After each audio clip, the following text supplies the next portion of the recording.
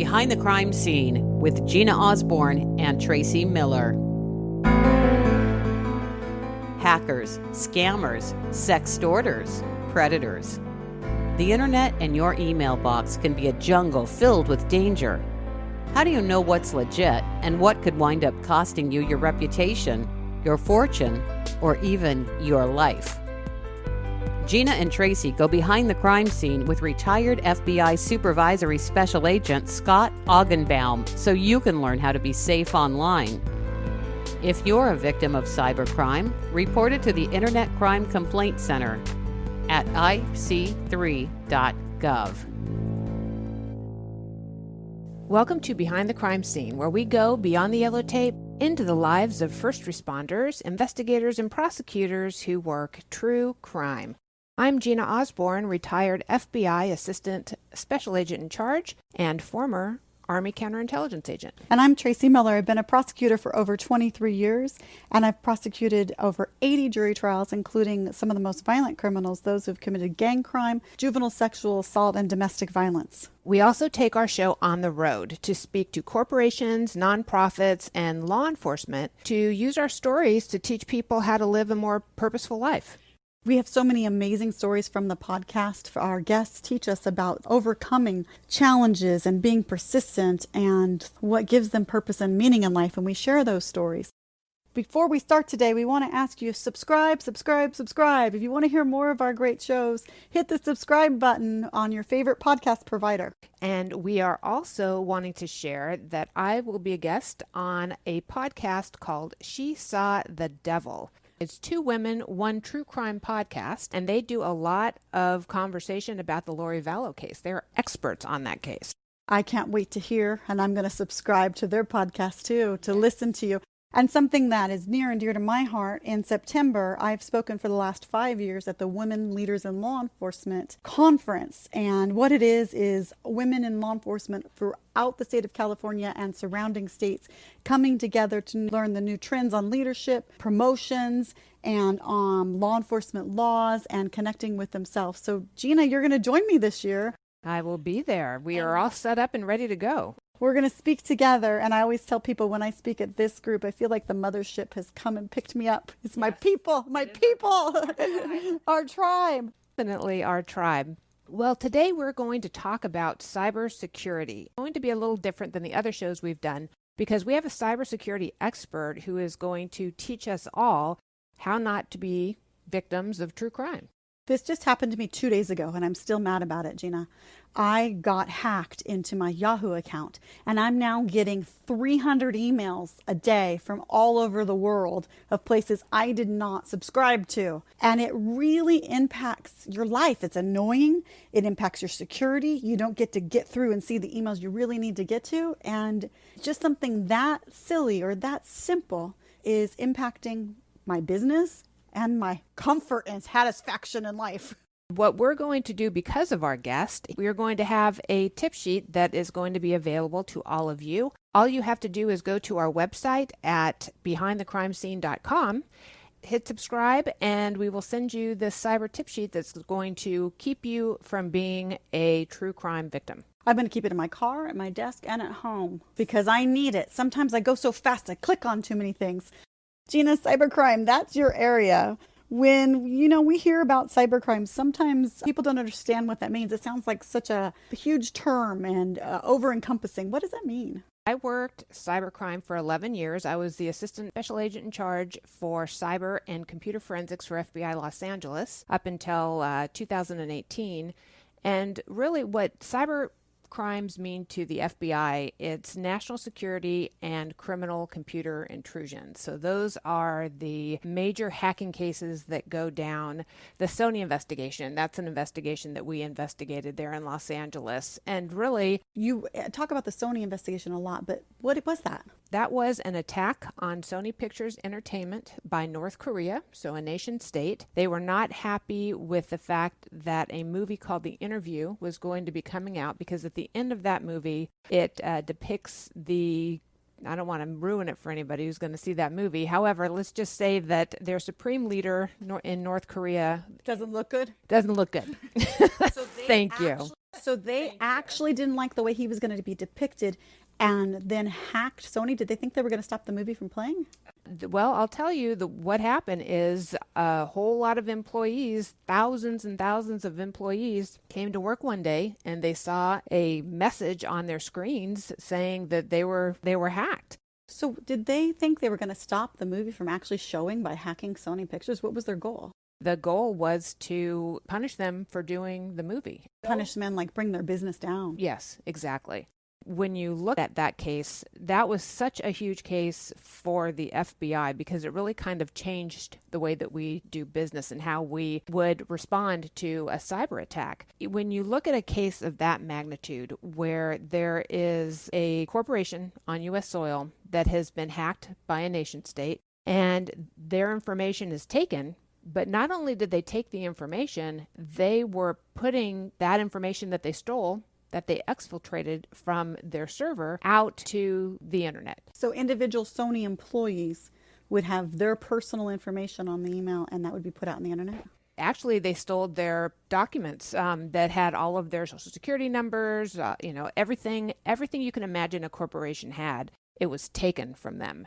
Content, movies. They took scripts, they took the personally identifiable information from all of the employees and past employees, and then they employed psychological warfare where they were putting the information out, but these emails between these huge studio chiefs, they were getting out there. So it was very humiliating, some of the emails that had gone out, but it was a feeding frenzy for the media and others whenever this hacking group put the information out into Pastebin. So they would put emails, personal emails from different chiefs negotiating with Sony or as part of Sony back and forth to each other, and they would put them in the press? The press would pick that up and they would report on the confidential emails that were going out. Did they win? Eventually, the FBI identified who did it. They indicted them not only for the Sony hack, but they also indicted them for I think it was $82 million that was stolen from the Bank of Bangladesh. The same actors did that. And then also for the WannaCry ransomware. And that was $1 billion loss to people who had been attacked with that ransomware. It was really a fascinating case to work.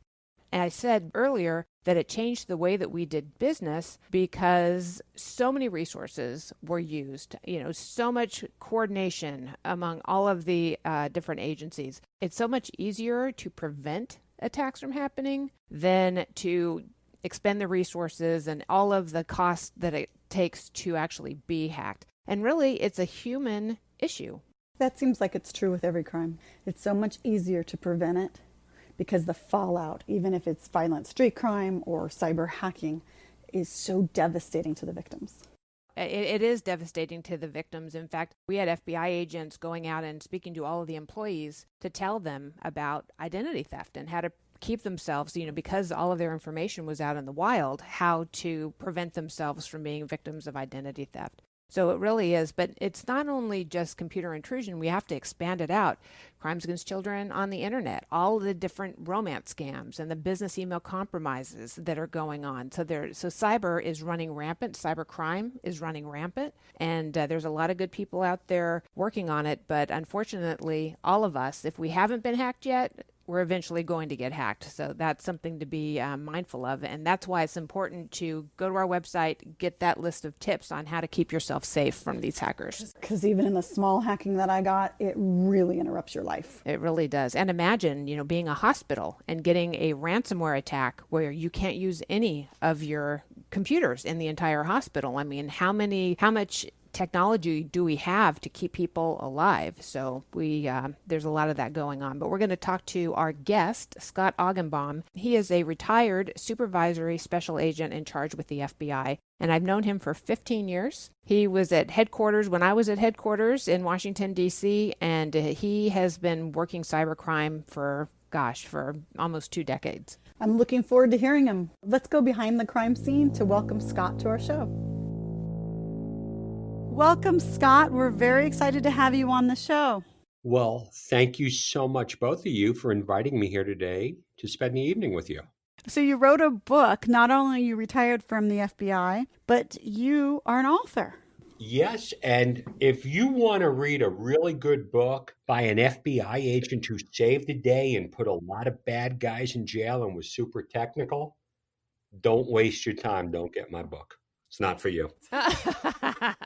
However, if you want to read a book on the secret to cybersecurity, that's the name of the book, Scott will tell you in layman's terms how to keep yourself safe on the internet, on your home computers, on your work computers. He is absolutely brilliant.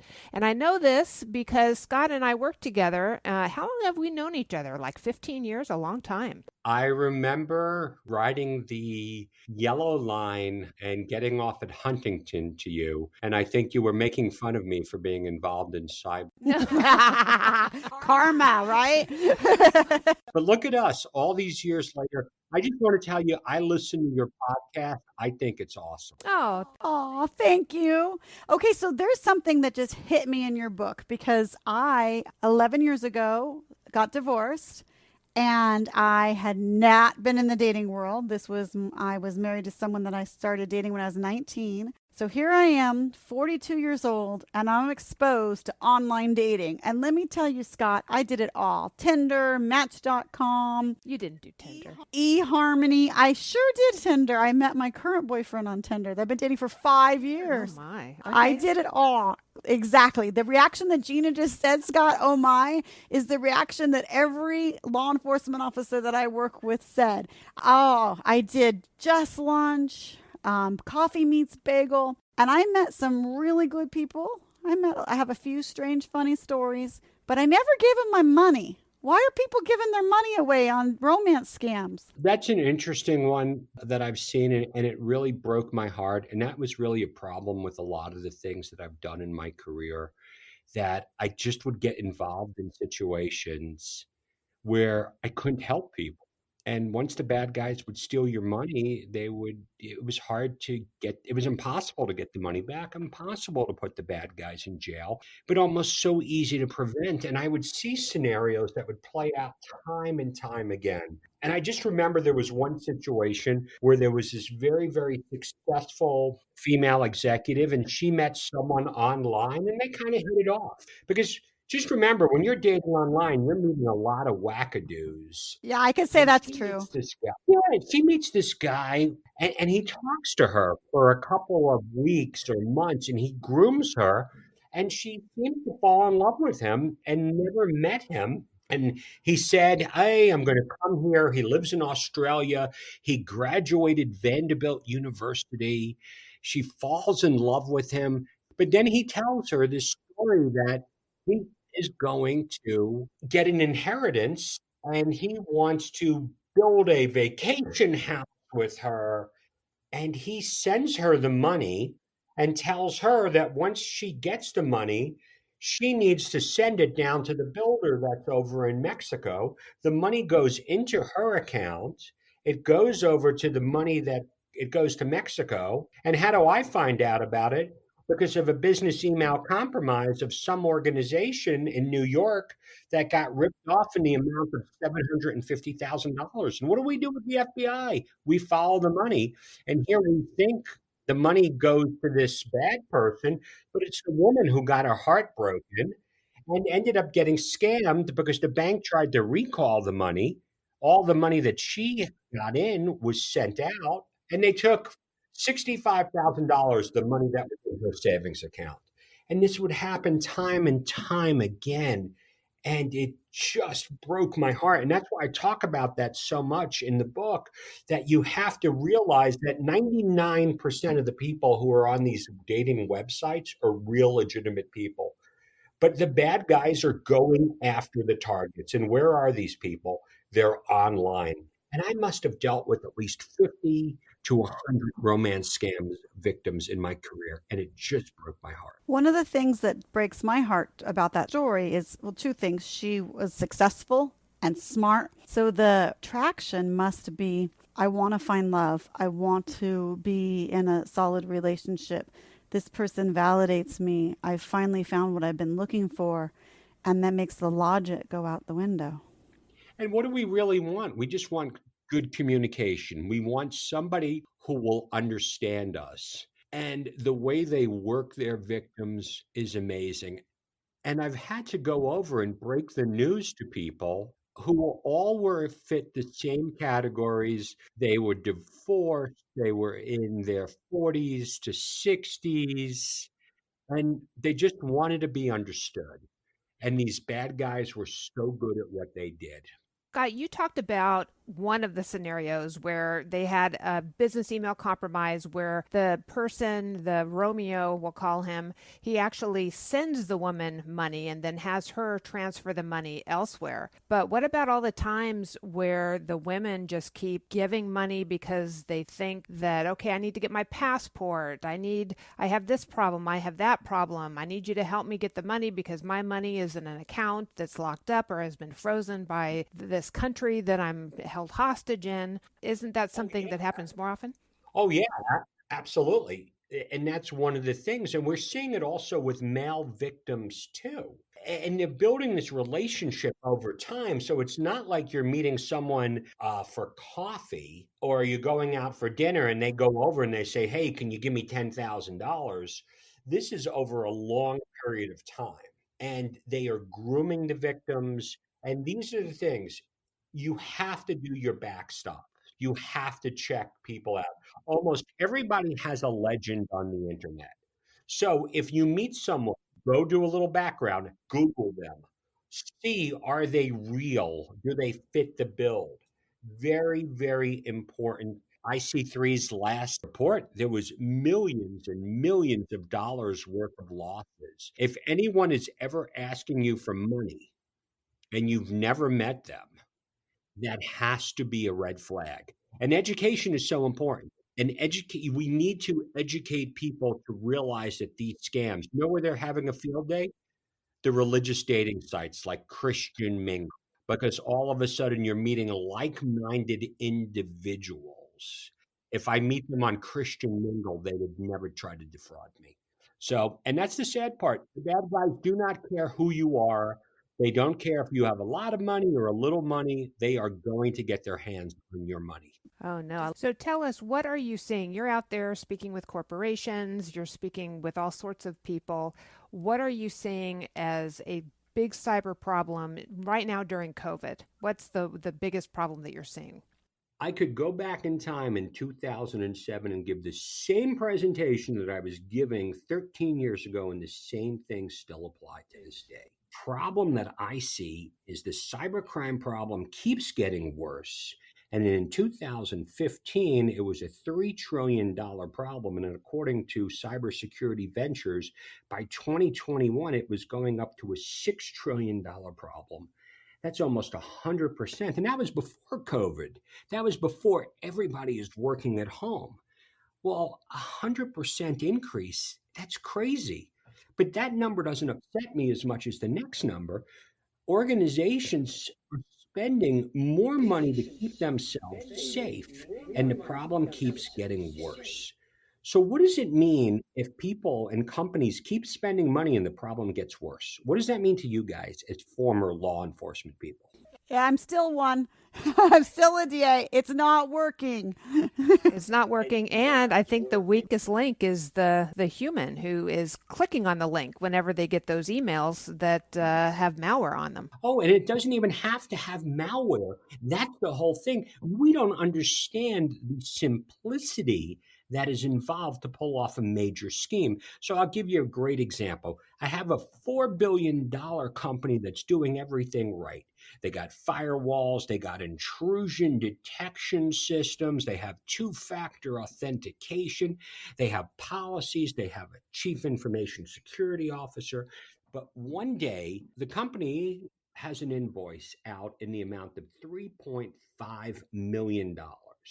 And everyone in the company knows about it. It's a big purchase. The accounts payable clerk gets the email with the invoice saying you have to pay us 3.5 million. It's a long chain of legitimate transactions. So she's about to process the invoice, but all of a sudden 10 minutes later she gets another email that appears to be from the same person. It's the same chain, and here is what it says. Hey, Barbara, I just want to let you know I made an error with your invoice. We overcharged you 2%. Now, there's no malware at all in this. What do you think the accounts payable person does when they get an email that says, hey, we overcharged you? They're going to say, wow, I'm saving the company money. I'm going to quickly respond to this. Well, okay, but this person doesn't have, in corporate America, the accounts payable person does not have the authority to write a $3.5 million check. And all the small businesses and medium sized businesses, this is where they get hit with tremendous losses because then they would write the check. So at this point, she goes through it, she prepares the invoice. Then all of a sudden, internal audit looks at it and they check everything over and they make sure the rec is okay. It goes to the CFO. He signs off on it. It goes back to the treasury room, which does the wire. The treasury department looks at the paperwork, sends the wire transfer information to the bank. The bank picks up the phone and calls the company and says one thing: are you sure you would like to make this wire transfer because there's a lot of fraud? And at that point, the wire transfer goes through. About 10 days later, the vendor calls and says, hey, we didn't get the money. They go, what do you mean? Yes, we did. So they contact the bank, and the bank says, hey, no big deal, no problem. Let us check into it. And the bank says, we sent the money with the banking coordinates you gave us to this bank in the United Arab Emirates. Well, it's a multinational company. They do business overseas. And at that point, the vendors from Boston, they call me into the fact 11 days after. Now, if you contact law enforcement, usually within 24 hours is a 50-50 chance, but 11 days later. So I get on the phone and I call the guy up in the United Arab Emirates, the FBI agent. He contacts local law enforcement there. They contact the bank, and the bank says, hey, there's still $600,000 left in the account. I'm about to do a happy dance because now I'm helping a company. But how do you pick up the phone and tell this victim, hey, I got great news today? You didn't lose 3.5 million, you only lost 2.9 million. That's not really a good day. And then I get called in and everyone's, pointing fingers. And I ask them one simple question: what's your policy when somebody wants to change bank account and routing information? And they all looked at each other. A lot of what we're seeing is not a technology problem. It is a business process problem. And as long as companies start understanding this, and that's why there's a tremendous disconnect between the business units, technology, and security, and the bad guys are exploiting the heck out of this with really good social engineering situations without using malware, and the losses keep getting higher and higher. So can you talk a little bit about how they're socially engineering, how they're doing this? They're sending an email that looks like it's from the CEO to the finance people, and but there's like maybe one letter off or something? No, it's even simpler than that. And I'm going to explain this to you in a way that your listeners can understand it. Are you familiar with something that's known as two-factor authentication? Sure. Yes. Okay. Now, when I go out, a two-factor authentication is a second form of authentication that your users need to put on your email. So all of a sudden, what ends up happening, and I think according to Gmail, 95% of the population does not use two-factor authentication. So what happens if you don't use two-factor authentication? What ends up happening is the bad guys are able to get into your email because the password that you may have used for your Gmail account could be potentially the same account that you used at another company that was breached. And the bad guy logs into the account, sees that you are banking at Citibank, and I'm just going to pick on Citibank. And the bad guy sees that you bank at Citibank, and they see the last four digits of your account number, and the bad guy crafts a perfect email to you that comes from, it looks like it's coming from Citibank, and it says, it says, Dear Ms. Osborne, we want to let you know that because everybody knows, don't click on links from your bank when your bank asks for usernames and passwords. So what do the bad guys do? They have to trick you. How do they trick you? Imagine if you get that perfect email that looks like it's coming from your bank, addresses you by name with the last four digits of your account number, and it says, we want to let you know that we picked up what we believe is a suspicious transaction. At 9 o'clock this morning, somebody attempted to log into your bank account or your credit card from an IP address in Brooklyn, New York. And the bank sends you this email because they say, we know you're in Los Angeles. We think this is a fraud. What happens to the average person if they get just that email? What do they think? I think there's a problem. Okay, here's the next line of the account, the next line in the email. However, if this is a legitimate transaction, you have nothing in the world to worry about. And in 90 minutes, the transaction in the amount of $1,800 will go through. Now what goes through your mind? We better do something quick. Now they use the Jedi mind trick, a little social engineering. If this is a fraud, all you need to do is either call the 1-800 number or click on the link. What is the majority of the population going to do? They're going to do what you're not supposed to do. They click on the link. Now, usually, and I can see like Gina's probably rolling her eyes at me going, we know not to click on links. So we call the 1-800 number in the email. And when you do that, you get the only English speaker in Latvia who tells you with a Boston accent, all you need to do is click on the link. When you click on the link, there's no malware in that link that infects your computer. It just goes to a website that steals username and password.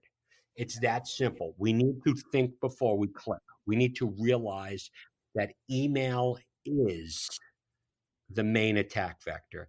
And Gina, were we not discussing this back in 2007 when we were at the FBI conference in Dallas? Sure, absolutely. So the problem is still the same. Yeah, the problem is the same. Tell us a little bit about ransomware and what people should do in the event they are a victim of ransomware.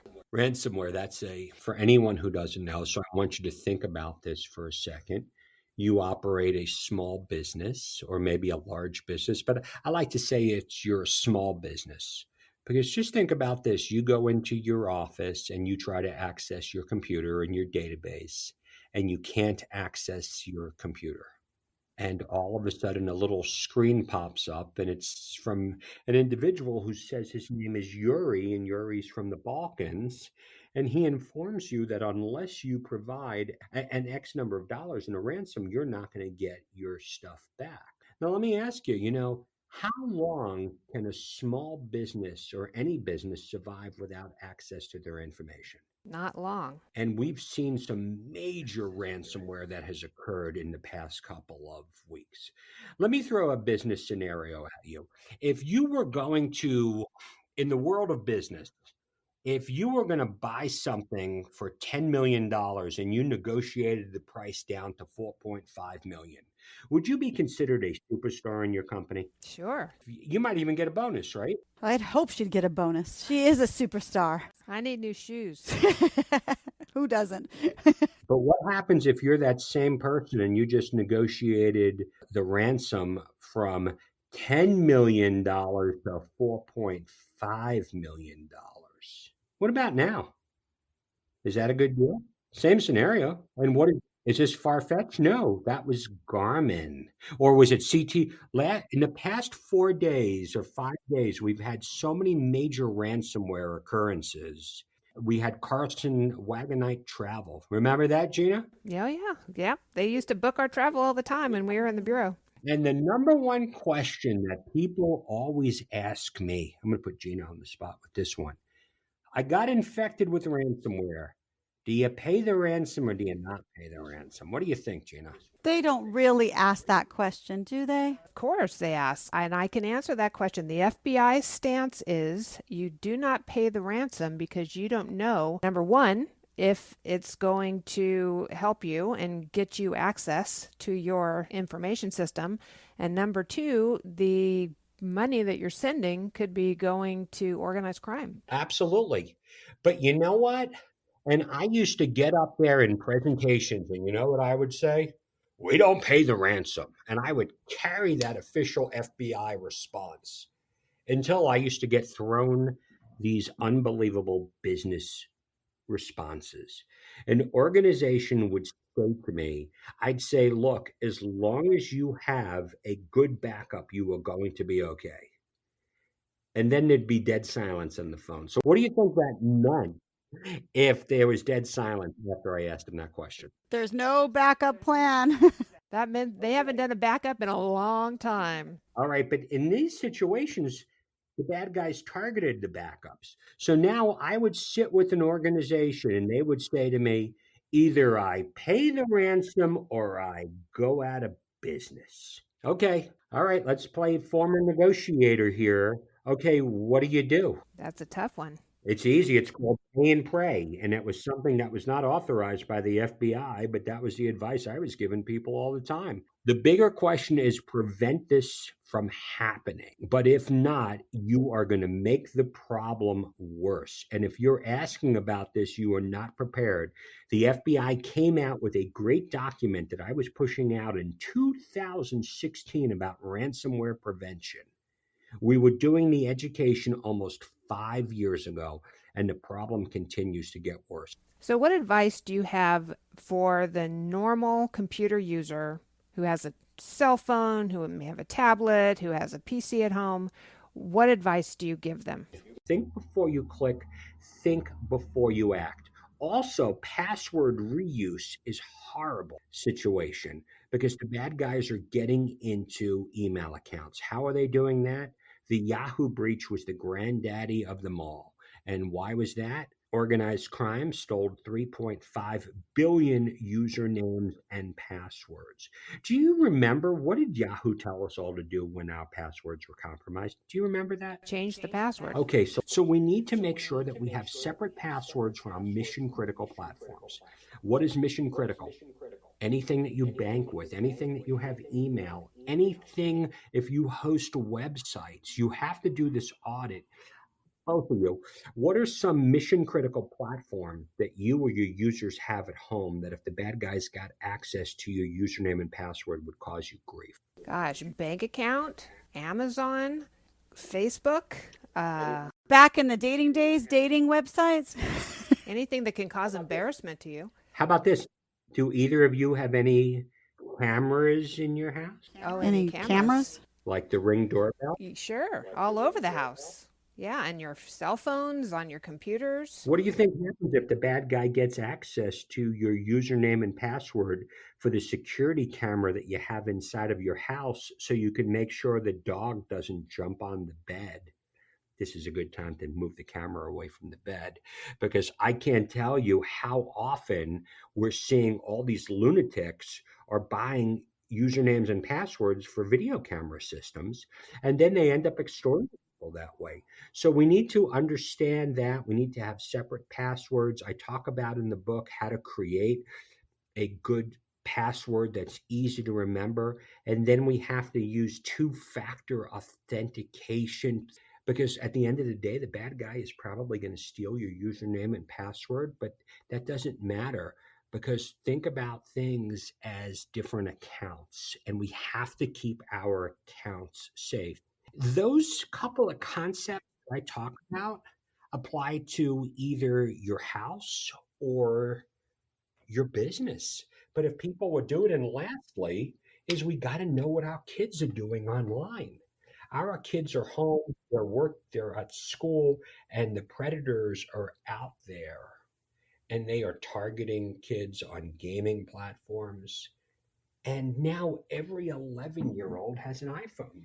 The book is called The Secret to Cybersecurity by Scott E. Ogenbaum. Scott, thank you so much for being on the show. Thank you, Scott. It was great talking to you. I just want to say, and for your first 5 listeners who go to my website, scottogenbaum.com, I'll let you guys spell that out, and you go over and just shoot me your information.